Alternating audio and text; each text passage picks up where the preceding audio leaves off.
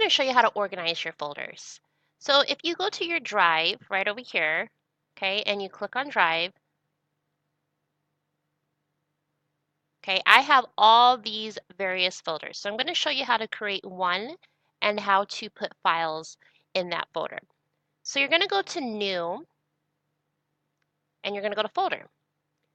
And then you would call this the folder that whatever you want to call it.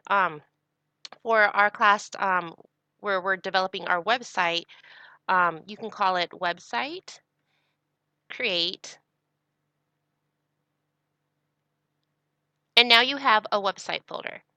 So what you want to do is certain papers that are going to be uploaded on that website need to go in this folder.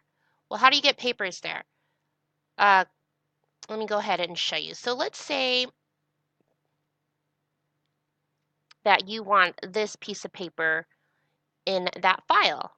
You're going to go to File, and then you're going to go to Move. Okay, and then you're just going to move it to your Drive.